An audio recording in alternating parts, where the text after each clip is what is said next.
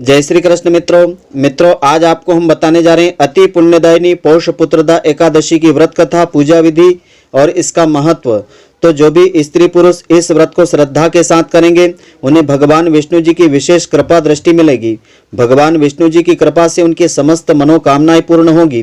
जिनको संतान नहीं है उनको संतान की प्राप्ति होगी और जिनकी संतान है उनकी संतान को दीर्घ आयु की प्राप्ति होगी। यह व्रत धर्म, अर्थ, काम और मोक्ष फल को देने वाला है और समस्त पापों का नाश करने वाला है। तो मित्रों, पूरे वीडियो को आप ध्यानपूर्वक देखेंगे तभी इसका संपूर्ण फल आपको मिलेगा। तो मित्रों, आप सभी का बहुत बहुत स्वागत है आपके अपने ही चैनल एस्ट्रो गुरुजी में। मित्रों, यदि आपने अभी तक हमारे चैनल को सब्सक्राइब यदि नहीं किया हो तो अभी सब्सक्राइब कर लें और बेल आइकन को अवश्य दबाएं, जिससे हमारे अगले आने वाले नए वीडियो की नोटिफिकेशन सबसे पहले आपके पास पहुंचे। आप नित्य नई नई ज्ञानवर्धक जानकारियां व नित्य का राशिफल हमारे चैनल से प्राप्त करते रहें। तो मित्रों, हर माह में 2 एकादशी आती है। इसी तरह से साल में 24 एकादशी का व्रत किया जाता है। एकादशी का व्रत सभी व्रतों में श्रेष्ठ माना जाता है। इसी तरह से पौष माह में शुक्ल पक्ष की 11वीं तिथि एकादशी को पौष पुत्रदा एकादशी कहते हैं। इस बार पौष पुत्रदा एकादशी का व्रत 24 जनवरी 2021 को किया जाएगा। इस दिन जगत के पालनकर्ता भगवान श्री हरि विष्णु जी की पूजा की जाती है। इस दिन पूरे विधि विधान और सच्चे मन से भगवान विष्णु जी का पूजन करने से सभी सुखों की प्राप्ति होती है। तो आइए अब हम जानते हैं पौष पुत्रदा एकादशी का महत्व, व्रत कथा और इसकी पूजा विधि। तो पौष पुत्रदा एकादशी का महत्व इस प्रकार से धर्म ग्रंथों में बताया है। एकादशी तिथियों में पुत्रदा एकादशी का विशेष स्थान होता है। निसंतान दंपतियों के लिए यह व्रत बहुत ही महत्व रखता है। यह व्रत संतान प्राप्ति और संतान की उन्नति की कामना से किया जाता है। माना जाता है कि जो भी व्यक्ति पूरी श्रद्धा, नियम और विधि विधान से पुत्रदा एकादशी का व्रत करता है उसे योग्य संतान की प्राप्ति होती है। इसी कारण इसे पुत्रदा एकादशी कहा जाता है।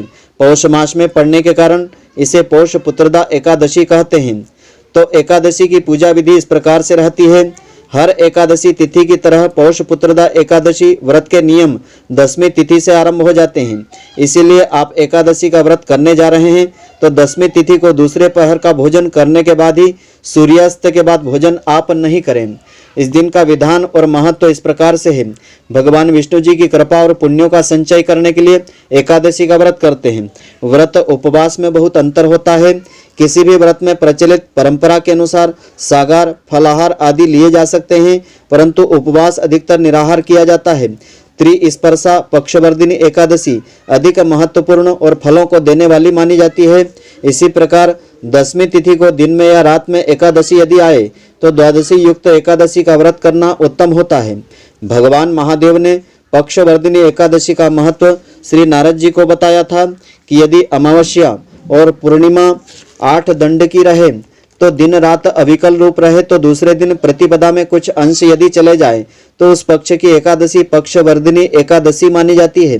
इस एकादशी का व्रत अधिक पुण्यदायी और फलों को देने वाला माना गया है।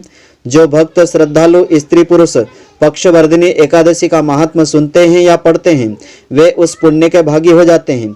इस पक्षवर्धिनी एकादशी के समान ही त्रिस्पर्शा एकादशी के व्रत का वर्णन किया है।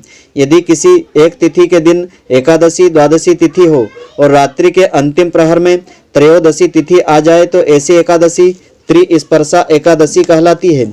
इसका व्रत करने से अनंत गुणा फलों की प्राप्ति होती है। तो हमारे शास्त्रकारों ने व्रत का स्तर अलग अलग प्रकार से बताया है। आप अपनी श्रद्धा भक्ति के अनुसार जो भी संभव हो कर सकते हैं। तो पहला तो बताया है निर्जल व्रत, दूसरा बताया है उपवास व्रत, तीसरा है केवल एक बार अन्न रहित दुग्ध आदि पेय पदार्थ इसमें ग्रहण करना होता है, चौथा बताया नक्त व्रत, दिन भर उपवास रख करके रात्रि में फलाहार लेना, और पांचवा बताया है एक भुक्त व्रत, किसी भी एक समय फलाहार करना। आसक्त, वृद्ध, बालक, रोगी जो भी यह व्रत नहीं कर सके यथासंभव अन्न आहार का परित्याग तो एकादशी के दिन करना ही चाहिए, यानी अन्न ग्रहण एकादशी के दिन भूल करके नहीं करना चाहिए। तो वर्तमान समय में सांसारिक मनुष्य की स्वाभाविक प्रवृत्ति भोग विलास और आनंदपूर्ण जीवन की ओर अधिक रहती है। अतः इस मनोवृत्ति को सीमित रखते हुए सत्कर्म में, ईश्वर की आराधना में नियमित संलग्न रहना भी व्रतों का ध्येय होता है। अपनी लगन, परिश्रम और ईमानदारी से दैनिक कार्यों को धर्म और कर्तव्य परायणता से करते रहना चाहिए। मन, वचन और कर्म से भगवान को साक्षी मान करके अच्छे कर्मों को ही करना चाहिए। एकादशी के धार्मिक व्रतों के उद्देश्य में यह अंतर्निहित है। इसी से सामाजिक प्रतिष्ठा मिलती है, मान सम्मान, प्रसिद्धि मिलती है और यश और संपन्नता में वृद्धि होती है। तो एकादशी व्रत की विशेष विधि इस प्रकार से है। एकादशी का दिन प्रातःकाल पवित्रता के लिए स्नान किया जाता है और फिर संकल्प विधि के अनुसार कार्य आपको करना चाहिए। दोपहर को भी संकल्प के अनुसार स्नान करने से और बदन पर मिट्टी का लेप करने से समस्त पापों का नाश होता है और इस व्रत का संपूर्ण फल प्राप्त होता है। तो इस दिन मिट्टी का लेप करें और इस प्रकार से प्रार्थना करें कि हे वसुंधरे, तुम्हारे ऊपर अश्व, रथ आदि चला करते हैं। भगवान विष्णु जी ने भी वामन अवतार धारण करके तुम्हें अपने पैरों से नाप लिया था। तो हे मृतिके, मैंने पूर्व काल में जो पाप कर्म किए हैं, मेरे उन पापों को दूर करने की आप कृपा करें। इस प्रकार बदन पर मिट्टी लगा करके उससे स्नान करें। तो शास्त्रों के अनुसार दशमी की शाम से द्वादशी को दोपहर तक निराहार रहने और एकादशी की रात्रि को जागरण करने पर ही सभी एकादशियों के व्रत का पूरा फल मिलता है। जो एकादशी को निराहार रहते हैं परंतु रात्रि भर जागरण नहीं करते हैं, उनको व्रत का आधा फल मिलता है। जो व्यक्ति एकादशी को एक समय फलाहार करते हैं, रात्रि जागरण नहीं करते हैं, उनको मात्र 1/4 फल मिलता है, जबकि एकादशी के दिन अन्न ग्रहण करना पाप बताया है। व्रत रखने वाले स्त्री पुरुष को स्नान करने के बाद धूप दीप नैवेद्य से भगवान विष्णु जी की पूजा करना चाहिए। रात्रि को दीपदान करना चाहिए। यह सब कर्म काम, क्रोध, लोभ, मोह का परित्याग करके सत्कर्म का भाव रख करके करना चाहिए। इस दिन रात्रि से स्त्री सहवाग नहीं करें, यानी ब्रह्मचर्य का पालन करें। यह व्रत झूठ बोलने वाले, चोर, पाखंडी, परिस्त्रीगामी को नहीं करना चाहिए। भक्ति युक्त होकर के रात्रि में जागरण करें और अपनी अपनी श्रद्धा शक्ति के अनुसार ब्राह्मणों को दान दक्षिणा देवे, प्रणाम करके उनसे त्रुटियों के लिए क्षमा याचना करें। तो जिस प्रकार कृष्ण पक्ष की एकादशी का व्रत करते हैं, ठीक वैसा ही शुक्ल पक्ष की एकादशी का व्रत करना चाहिए। तो इस व्रत का संपूर्ण फल प्राप्त होता है। तो पौष पुत्रदा एकादशी की पुण्यदायिनी व्रत कथा इस प्रकार से है। इस व्रत कथा को श्रद्धा पूर्वक श्रवण करने से इस एकादशी का संपूर्ण फल प्राप्त होता है। तो पौष माह के शुक्ल पक्ष की एकादशी का नाम पुत्रदा एकादशी कहा है। इस दिन भगवान नारायण की पूजा अर्चना की जाती है और इससे मनोकामनाओं की पूर्ति होती है। तो भगवान श्री कृष्ण ने कहा कि हे युधिष्ठिर, इस संबंध में एक कथा तुमको मैं कहता हूँ। भगवान कृष्ण ने कहा कि हे युधिष्ठिर, पूर्व काल की बात है कि भद्रावती नामक नगरी में सुकेतु नाम का एक राजा राज्य करता था। उसकी रानी का नाम शेविया था। राजा के यहाँ कोई संतान नहीं थी। इस कारण राजा और रानी पुत्र न होने की चिंता से सदैव चिंतित रहा करते थे। राजा के मन में चिंता थी कि पुत्र न होने पर मेरे पूर्वजों को और मुझे कौन पिंडदान देगा। बिना पुत्र के पितरों और देवताओं का ऋण मैं कैसे चुका सकूंगा। उसके पितर भी रो रो कर पिंड लेते थे। इसके बाद हमें पिंड कौन देगा। भाई बांधव, धन, हाथी, घोड़े, राज्य और मंत्री सब कुछ होते हुए भी राजा को संतोष नहीं रहा था। जिस घर में पुत्र न हो उसमें अंधेरा रहता है। राजा रात दिन इस बात से चिंता में घुलता रहता था। इसलिए उसने सोचा कि मुझे पुत्र की प्राप्ति के लिए कोई प्रयत्न करना चाहिए। पूर्व जन्म के कर्म से ही अगले जन्म में पुत्र, धन आदि प्राप्त होते हैं। इसी प्रकार चिंता में राजा के दिन कटते गए। एक समय राजा ने अपना जीवन ही समाप्त करने का विचार किया, परंतु आत्महत्या को महापाप समझ करके वह ऐसा नहीं कर पाया। इन्हीं विचारों में डूबा हुआ राजा एक दिन बगैर किसी को बताए घोड़े पर चढ़ करके वन को चला गया। वहां उसने देखा कि हाथी अपने बच्चों और हथिनियों के साथ घूम रहे थे। उस वन के दृश्यों को देख करके राजा का दुख और बढ़ गया। वह सोचने लगा कि वह पुत्रहीन क्यों है। इसी सोच में दोपहर बीत गई। वह विचार करने लगा कि मैंने अनेक यज्ञ किए हैं और योग्य ब्राह्मणों को भोजन से तृप्त करके उन्हें दान दक्षिणा भी दी है, परंतु फिर भी मुझको यह दुख क्यों मिल रहा है।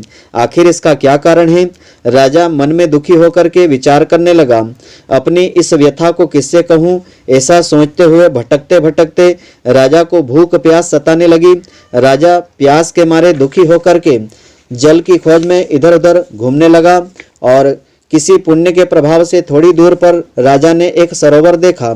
उस सरोवर में कमल खिल रहे थे तथा सारस, हंस आदि वहां विहार कर रहे थे। उस सरोवर के चारों ओर मुनियों के आश्रम बने हुए थे। उसी समय राजा के दाहिने अंग फड़कने लगे। राजा शुभ शकुन समझ करके घोड़े से उतरा। सरोवर के तट पर बहुत से मुनि वेद पाठ कर रहे थे। उन्हें देख करके राजा को बड़ा ही हर्ष हुआ। मुनियों को दंडवत प्रणाम किया। मुनियों ने राजा का स्वागत किया और अपने सामने आसन दिया। राजा मुनियों के सामने बैठ गया। राजा ने बारंबार उनको प्रणाम किया। राजा को आसन देकर के मुनियों ने कहा कि हे राजन, हम तुमसे अत्यंत प्रसन्न हैं, तुम्हारी क्या इच्छा है कहो। राजा ने उनसे कहा कि महाराज, आप कौन हैं और किस लिए यहाँ पधारने का कष्ट हुआ है, सो कहिए। मुनियों ने राजा की विनम्रता से प्रसन्न होकर के अपना परिचय दिया। मुनि बोले कि राजन, हम विश्वे देवा हैं और माघ स्नान के लिए यहाँ पर आए हैं। आपसे 5 दिन बाद माघ स्नान होने वाला है। तो हे राजन, आज संतान देने वाली पुत्रदा एकादशी तिथि है। मुनियों का परिचय पाकर के अत्यंत विनम्र भाव से राजा ने कहा कि हे मुनि श्रेष्ठ, मैं आपका सेवक हूँ। यदि आप मुझ पर प्रसन्न हैं तो मुझे एक पुत्र प्राप्ति का वरदान दीजिए। मुनि बोले कि हे राजन, आज के ही दिन पुत्रदा एकादशी की तिथि है। इसका व्रत पुत्र की मनोकामना पूर्ण करने वाला और उत्तम संतान देने वाला होता है। आप आज विधि पूर्वक इस पुत्रदा एकादशी का व्रत करें और भगवान विष्णु जी की आराधना करें। भगवान की कृपा से अवश्य ही आपको पुत्र की प्राप्ति होगी। श्री कृष्ण भगवान कहते हैं, मुनियों के वचनों के अनुसार राजा ने उस दिन एकादशी का व्रत विधि पूर्वक व्रत किया और अनुष्ठान किया। द्वादशी को उसका पारण भी किया। इसके पश्चात मुनियों को प्रणाम करके राजा अपने महल में वापस आ गया। श्री विष्णु भगवान की कृपा से कुछ समय के पश्चात रानी ने गर्भ धारण किया और 9 माह के पश्चात उसे एक तेजस्वी पुत्र प्राप्त हुआ। समस्त राज्य में प्रसन्नता छा गई। वह राजकुमार बड़ा होने पर अत्यंत शूरवीर, विनम्र, यशस्वी और प्रजापालक हुआ था। भगवान श्री कृष्ण आगे कहते हैं कि राजन, पुत्र की प्राप्ति के लिए पुत्रदा एकादशी के समान अन्य और कोई व्रत नहीं है। पुत्र कामना करने वालों को पुत्रदा एकादशी का व्रत अवश्य करना चाहिए। भगवान बोले कि हे युधिष्ठिर, जो व्यक्ति इस पुत्रदा एकादशी के महात्म को पढ़ता है, सुनता है तथा विधि पूर्वक इस व्रत को करता है, इसके फलस्वरूप उसे सर्वगुण संपन्न कुल दीपक पुत्र रत्न की प्राप्ति होती है। श्रीमन नारायण की कृपा से वह प्राणी मृत्यु के पश्चात मोक्ष और स्वर्ग का अधिकारी बनता है। इसको पढ़ने से अग्निष्टोम यज्ञ का फल प्राप्त होता है। तो यह जो कथा है भविष्योत्तर पुराण से ली गई है। इसमें फलाहार का विधान इस प्रकार से होता है। इस दिन गाय के दूध का सागार तथा फल आदि लिए जा सकते हैं। तो मित्रों, आशा करता हूँ कि आपको हमारी यह ज्ञानवर्धक जानकारी पसंद आई होगी। यदि आपको पसंद आई हो तो आप हमारे वीडियो को लाइक व शेयर अवश्य करें, जिससे अधिक से अधिक भक्तजन इसका लाभ प्राप्त करते रहें, इसका पुण्य फल आपको भी मिलता रहे। और आप हमारे वीडियो को लाइक करना नहीं भूलें। धन्यवाद। जय श्री कृष्ण मित्रों, फिर मिलेंगे।